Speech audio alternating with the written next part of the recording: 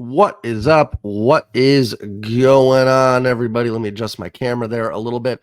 I am back with the Seattle Seahawks post-game recap. And oh my gosh, that was ugly. That was gross, ugly, and thank goodness it's over. I don't know if I've enjoyed a football game less than that. The Seahawks fall to the Ravens 37-3. I'm going to dive into all of it. Before I do that, do me a favor, hit the like button. Just helps my channel out tremendously, helps get the videos out to more people. And hit that subscribe button. I'm closing in on 2,500 subs. Would like to get there pretty soon. So if you guys are enjoying the content, hit that subscribe button. Like I said, the Seahawks dropped this one 37-3. About, as everyone's out there talking, about as unenjoyable a football game as you can have. You know, it's funny. When you lose a game in heartbreaking fashion, you sit there and go, man, I'd rather lose 35-0 because at least there's no feeling that you almost had the win. But then you lose 37-3, and no, that stings. It's way worse. It is way worse getting blown out because you're not competitive. You're not competitive in the game. You know, I'll be honest, I didn't get a pregame video up. It's just there's a lot of Mariner stuff going on right now as we get into the offseason. So I'm probably going to keep the Seahawks stuff pretty limited to maybe just post games and live streams occasionally. I didn't think the Seahawks would win this game. I thought Baltimore's just a better team. I think Baltimore's arguably the best team in the NFL. I'll talk about that in a minute. I on the road, I thought it was going to be a tough test. But my hope was that Seattle was competitive, that they went in there and maybe, my hope was they win, but maybe it's a 24-20, 27-20, 19-14. I don't know, something like that. A competitive game, especially after Baltimore blew out Detroit. Really wanted to see where this team stood against an elite Ravens team. And they were terrible. They were terrible. It was all around awful. I don't think there's a single positive to take out of it. I'll probably find a couple here. I'm not going to dive into the box score. It's just going to be pointless. It's dreadful. Seattle had 6 first downs? And, the offense was awful. And honestly, I don't think the defense was that great. It started out okay.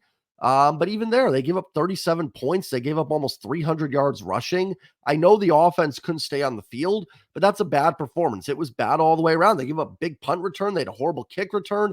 I think all three aspects, special teams, offense, and defense, were bad today. So I'll dive into all three. I think the offense is going to be the most talked about one. So I'm going to start with the offense.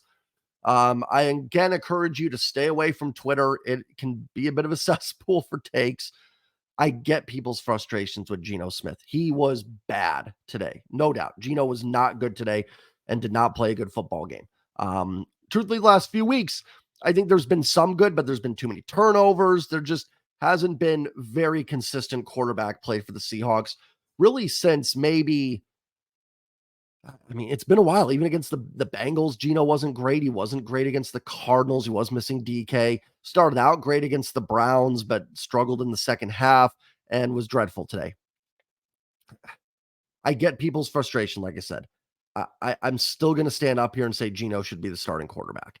I do not think Drew Lock is the answer. If Drew Lock would have came in and played well today against the best defense in football, then Drew Lock deserves a contract extension to be the starting quarterback, because I don't think it would have been any different with Drew Lock in there at quarterback. So as far as the current Seahawks go, I'm going to stick with Geno. I think he gives them the best chance to win. I think he's played the best. I think, I don't think he's been great. I also think that it's been a little overblown with the poor play.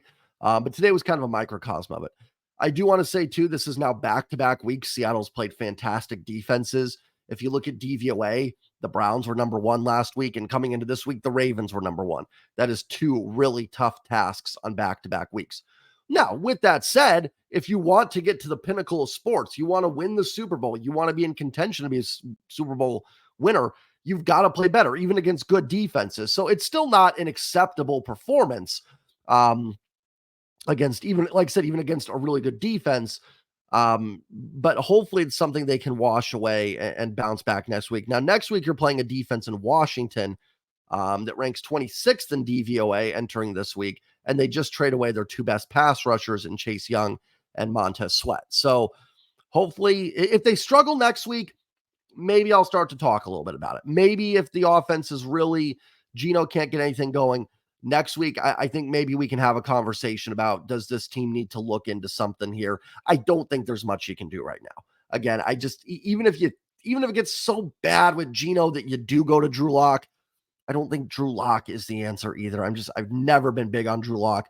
There's some decent arm talent there, but if you're concerned with Geno, well, there's too many turnovers. I welcome you. Drew Lock is going to be the same. In fact, I think it's going to be worse. The only thing that maybe Drew Lock can do a little bit better than Geno, I do think sometimes I'd like to see Geno move around a little bit more.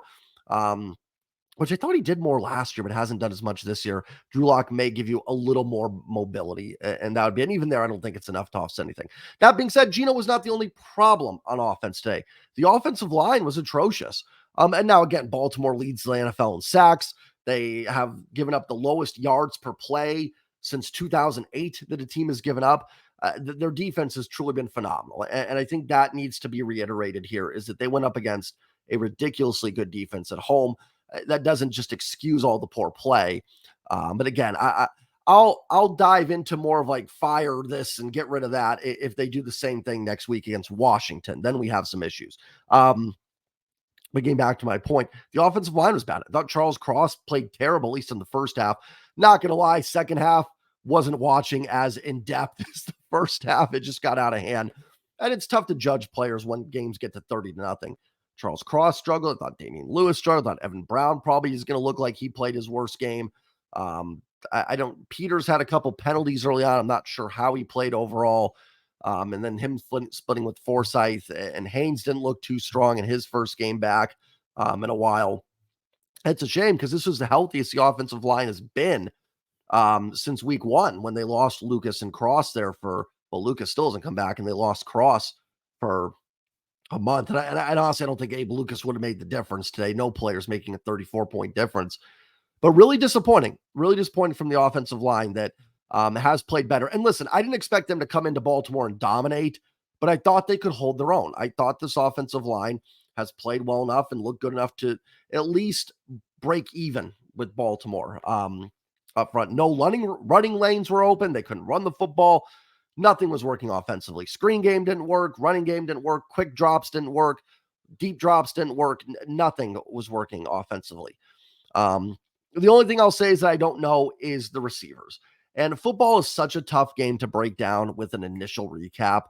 Baseball, we can kind of look at and be like, yeah, Logan Gilbert didn't have his best stuff today. That was clear. Geno was awful today. There's no getting around that. Geno Smith was not good today. But were receivers open down the field and he missed them? You know what I mean? It's so hard to tell when you're watching a game. You don't have the all 22 or anything like that to see what was going on downfield. I know there was a throw in the end zone to DK that he missed, that he threw a little low. I know people are kind of ripping him for that. I thought that was a tough throw to make. I actually don't think it was not a good throw. But it was a tight one in a tight window that I don't think a lot of quarterbacks do make that throw, to be perfectly honest. So, like I said, a tough one to really break down because just everything went wrong. I'm going to throw another criticism out there.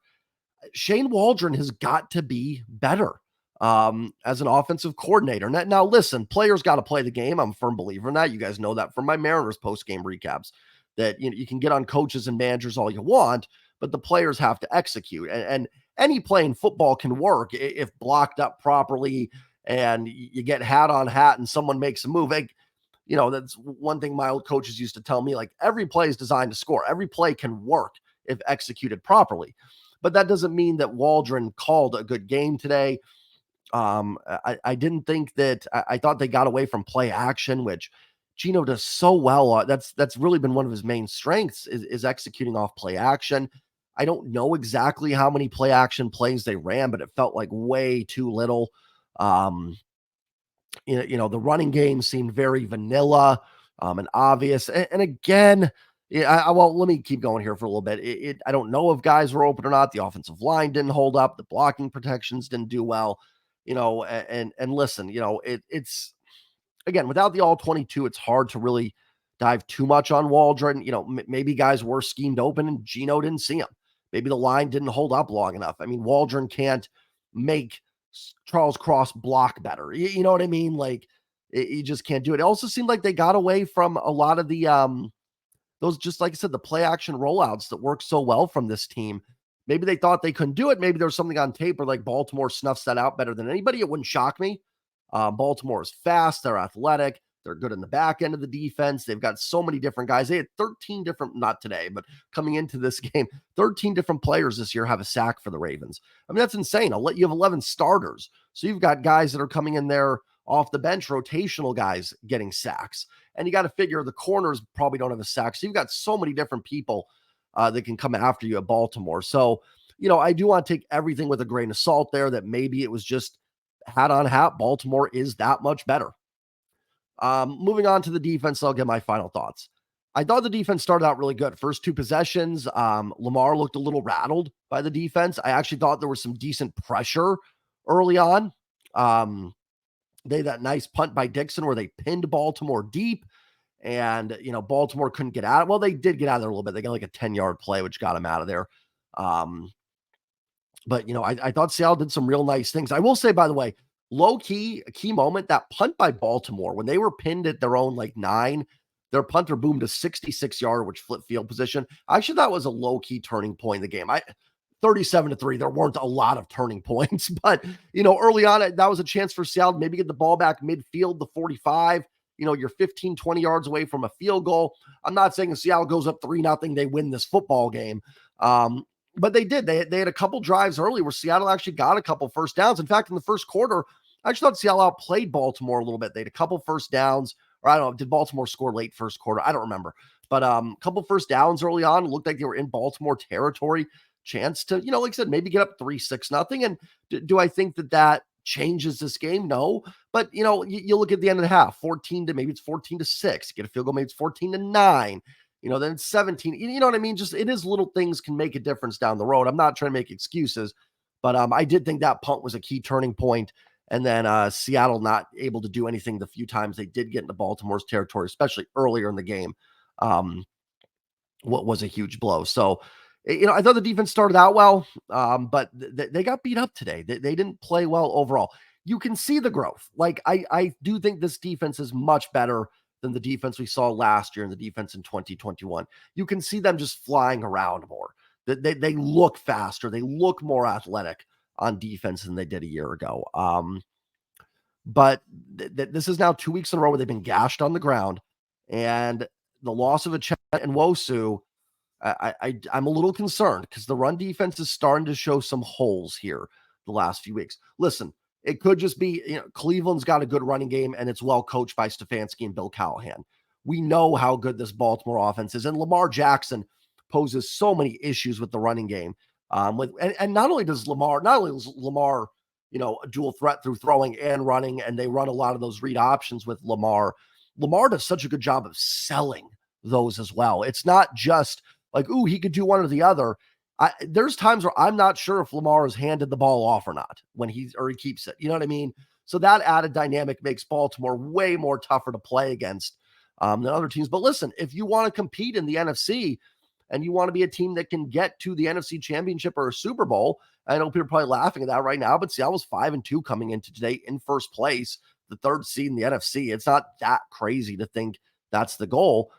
You're going to be playing against Jalen Hurts. You're going to be playing against Brock Purdy. He may not be as mobile, but with a great coach like Kyle Shanahan, it's not going to be easy. You can play against Dallas with all their weapons and Dak Prescott with some of his mobility.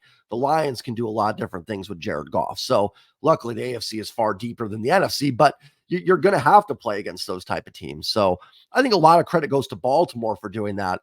But I am a little bit concerned that the loss of Nwosu is hurting this run defense. And I thought Leonard Williams made some plays. There were some times he was in the backfield. I actually thought he did a better job as a pass rusher than a run stuffer. Again, don't have the film. People that know better than me, you can go watch. I know Matty Brown and Griff and Ty have their show, and they are the best there is. They can break things down 1,000 times better than I can. Go watch them. They'll probably be able to break it down better. But just from watching the game initially, I thought Williams flashed more as a pass rusher than he did a run stuffer. Hopefully it's just the opponents they've been playing. Also teams with good offensive lines, Cleveland and Baltimore.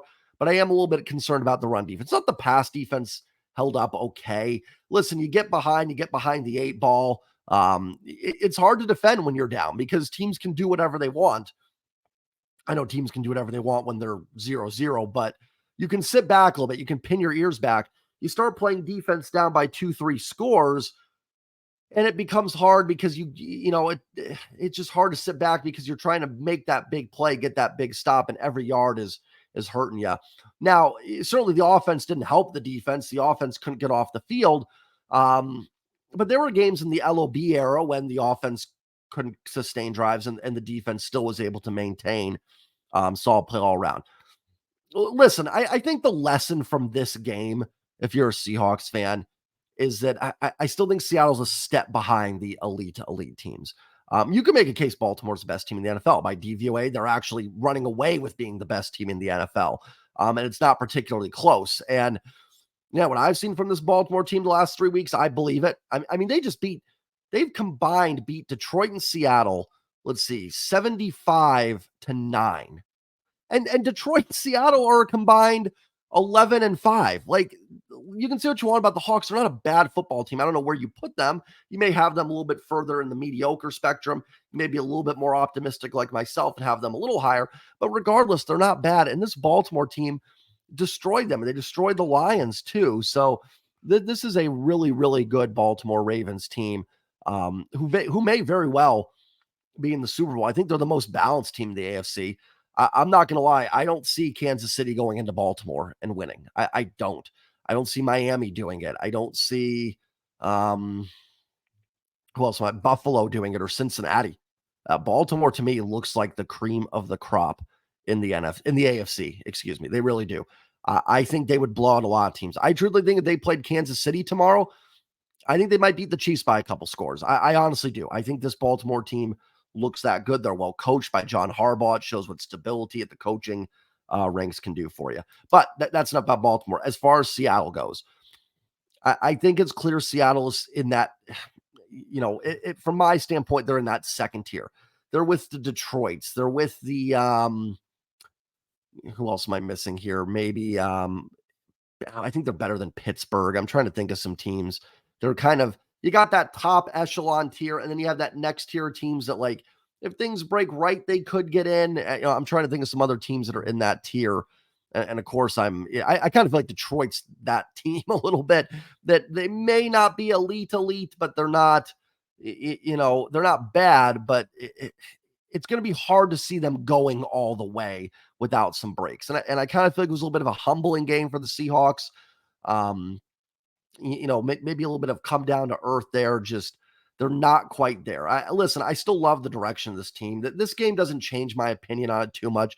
It is very disappointing. It wasn't a close game. I was hoping for a little bit more to show that the Hawks belong in that conversation. And listen, you can watch the power rankings. Seattle's going to be dropped big time, and understandably, they should. That they laid an egg on the national stage, essentially, to show that they belong. So, it is extremely disappointing, but, hopefully bounce back next week. Listen, you got a Washington team coming in. Sam Howell's done some good things, but it's a defense that just traded away two of their better players, that has the defense that has struggled, offense that I think has been okay overall, not amazing. Should be a game at home. Seattle can win. You lose next week, I think there's some conversations we need to have. I think we just got to throw away the tape here and move on. Baltimore is clearly head and shoulders above Seattle right now. They're head and shoulders above a lot of teams. Hopefully this is just things that happened in this game and you can throw it away and rebound. We'll see. Let me know your takes on everything down below. Final thing I'll say, I just want to talk about Geno for one more minute because I feel like I didn't touch on enough, and Geno is going to be the hot topic. I do not think Geno should be benched. I don't think Drew Lock is the answer. If you do, that's fine. Listen, I think we are getting closer to having the discussion. I will say that. Geno has played poorly. Another turnover today, and he had another pick six that was dropped. That's 2 weeks in a row. And good defense or not, it's still not good quarterback play. So I do think we're getting closer to it. I just don't think Drew Lock is ever going to be the answer. I'm not a guy. I've never been big on Drew Lock. I was never real big on Geno either, and he stepped up and has done a nice job overall in the 2 years. I do think Geno should remain the starter. I do think he will. I think it's going to take an injury or something to get Geno out of there, which hopefully doesn't happen. But I'm all for this team looking at quarterback in the offseason. I think you need to look at it in the draft. I think it's a position you can look to get younger, and just I think Geno can work if things are going right. I've got the kids screaming in here. So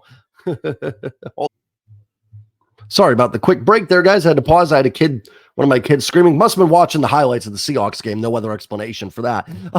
But yeah, I definitely think you need to look quarterback in the offseason. I think you need to look at drafting one. I've said in every video, but I say just in case people are new, I wanted Anthony Richardson this year. That was kind of my guy. I love Devin Witherspoon, not mad at the pick, and Richardson was gone. But I absolutely do think it's something to look at in the offseason. But I think as far as this year goes, Geno is your best option at quarterback. But it's got to get better. And I will say this, if Geno plays really poor next week against a much weaker defense, I don't know if you'll ever get me to say put Drew Lock in, but there's going to be some conversations I think need to take place. We'll see. And it's tough too, because Seattle's 5-3. So it's a hard discussion when you're winning. I know you could say it's not, all just because of the offense, but even coming in today, the offense ranked 9th in DVOA. So they've been pretty good overall. It could just be they've run into two tough defenses. I don't know. We'll find out. Hopefully they bounce back next week. That's all I've got for you guys. Enjoy the rest of your Sunday. Enjoy the rest of the football. Get some mouthwash, rinse this one off, and hopefully we get a bounce back next week and get this train going. I will say in terms of the standings, if you're going to lose to AFC teams, 2 of Seattle's 3 losses are to AFC opponents. Those aren't going to kill you as much. So, I mean, they're at least losing to the right teams outside of the Rams game. They're losing to the right teams at least. So have a good one, everybody, and I will see y'all next time. Like, comment, subscribe, and enjoy the rest of your weekend. Go Hawks. Peace.